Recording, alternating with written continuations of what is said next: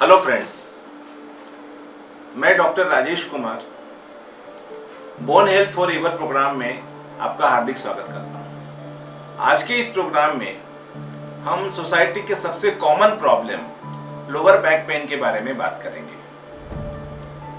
ऐसा माना जाता है कि 80% of the population of any society उनको लोअर बैक पेन होता है। अब इतनी कॉमन प्रॉब्लम के बारे में बात होनी बहुत जरूरी है और हम सभी जानते हैं कि मनुष्य ही एक ऐसा प्राणी है जो धरती के सीधा 90 डिग्री के एंगल पर खड़ा रह करके चल सकता है। बाकी के जो प्राणी हैं उनके चलते समय उनका जो पोस्चर है वो पोस्चर जमीन के पैरेलल होता है।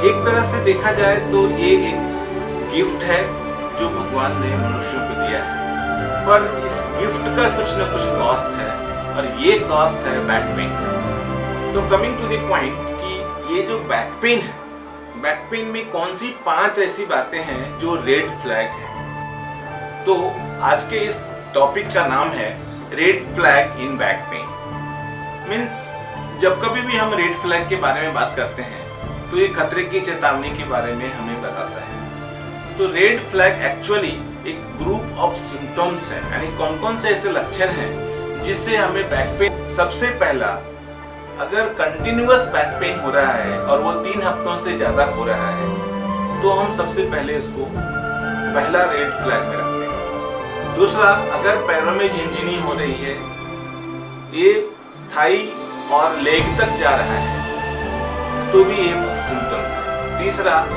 झिनझिनी और दर्द दोनों हो रहा है।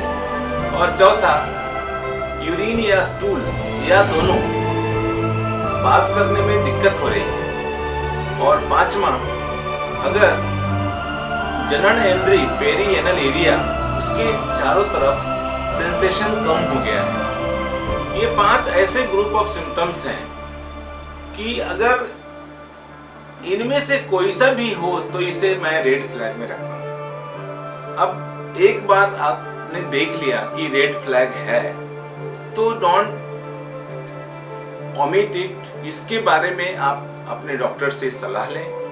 आपके डॉक्टर्स इसके लिए आपको एक्सरे, इन्वेस्टिगेशन के लिए जरूरत पड़ी तो एमआरआई और कुछ ब्लड रिपोर्ट करने की सलाह दे सकते हैं। हम लोग ध्रुव ऑर्थोपेडिक हॉस्पिटल में इस रेड फ्लैग या रूटीन बैक पेन के लिए हमारा अप्रोच बहुत ही सिंपल होता है। हमारा पहला अप्रोच ये होता है कि कैसे पेशेंट इमीडिएटली इसमें से बाहर निकले और अपने वर्क के ऊपर जाए। I always believe in simple and better alternative. तो हम इस ट्रीटमेंट को 3 कैटेगरी में डिवाइड करते हैं।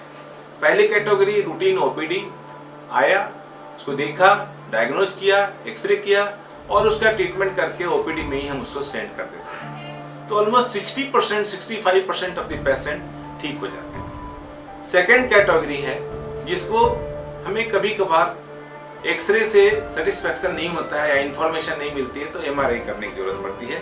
और अगर एमआरआई में कुछ सिग्निफिकेंट फाइंडिंग आता है, जैसे गादी घसक जाना, गादी के ऊपर सूजन आ जाना, तो फिर हमें उसको एडमिट करने की नौबत आती है और उनको इंजेक्शन नसों में या मांस में इंजेक्शन दे करके, कमर में वजन लटका करके रख करके, इससे उनका करीब 15% से 20% लोगों को फायदा हो जाता है। बाकी का जो 10% है, दे मे समटाइम नीड मोर केयर।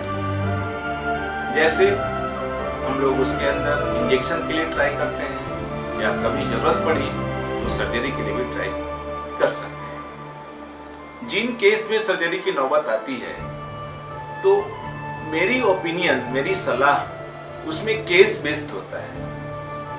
कुछ केसेस में जो स्लिप डिस्क या प्रोलैप्स डिस्क के केसेस होते हैं उसमें result very gratifying and wonderful results होते हैं। अगर बैक पेन रिलेटेड कोई भी सवाल है तो डिस्क्रिप्शन में नीचे दिए गए गूगल फॉर्म को भरें। हम ध्रुव ऑर्थोपेडिक हॉस्पिटल आपको जरूर से संपर्क करेंगे। Please support this initiative and like, share and subscribe. Thank you.